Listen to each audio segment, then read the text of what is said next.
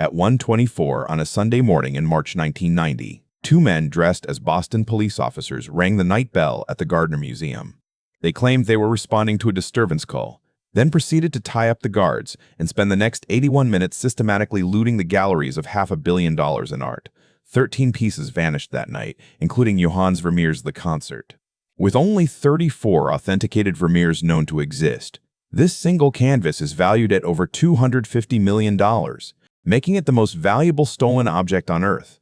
The thieves also targeted Rembrandt's The Storm on the Sea of Galilee, his only known seascape.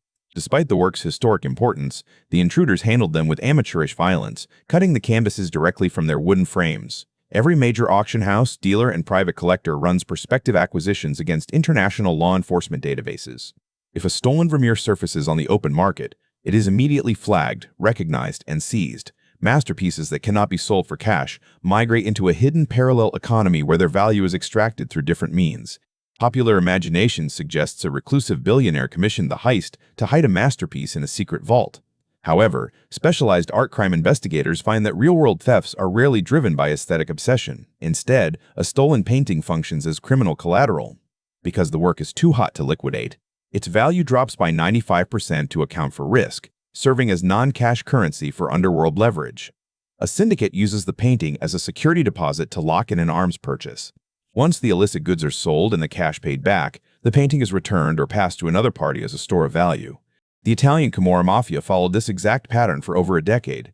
They held two stolen Van Gogh paintings for 14 years, using them as assets in cocaine trafficking networks before police finally recovered them from a safe house in Naples. Within this network, the brushwork matters less than the painting's durability and portability. The work functions as a high-value poker chip used to bankroll global crime. The second fate for stolen art is art napping. In these cases, the thief treats the painting as a hostage rather than a tradable asset. This relies on a structural secret of the art world. Museums and insurance companies often quietly pay millions in ransom to recover stolen works through no questions asked policies. This often happens through an insurance loophole. A thief gives the painting to an associate who claims to have found the work. The insurer pays out a 10% to 15% recovery reward, which acts as clean cash routed back to the criminal network. Institutions rarely publicize these payouts. Acknowledging a ransom payment would signal to every opportunistic thief that targeting a museum is a viable, profitable business model. This financial incentive, ironically, encourages thieves to preserve the artwork, as the painting's only utility lies in the original owner's desperate desire to buy it back. The legitimate art world effectively bankrolls art crime by treating clandestine ransom payments as a necessary cost of doing business. The outcome takes a darker turn when a thief realizes they are holding pure evidence rather than a bargaining chip. During the 2012 Kunsthal Museum heist in Rotterdam, thieves successfully stole $30 million in masterpieces, including works by Monet and Picasso, but failed to secure a buyer or a ransom. When police began tracking the suspects, a thief's mother panicked. Forensic analysis later proved she had placed the priceless paintings in her kitchen stove and burned them to ash to destroy the evidence. The fame that makes a masterpiece culturally invaluable also turns it into a deadly liability. Once a cornered criminal decides the risk of holding it exceeds the potential reward. In the case of the Gardner Museum, the standard recovery mechanisms have failed for 35 years. The men most likely responsible are dead, and the statute of limitations on the original theft has long since expired.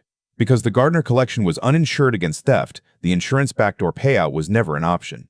Without an insurer to facilitate a quiet recovery, the museum has been forced to rely on a public $10 million bounty that has never been claimed.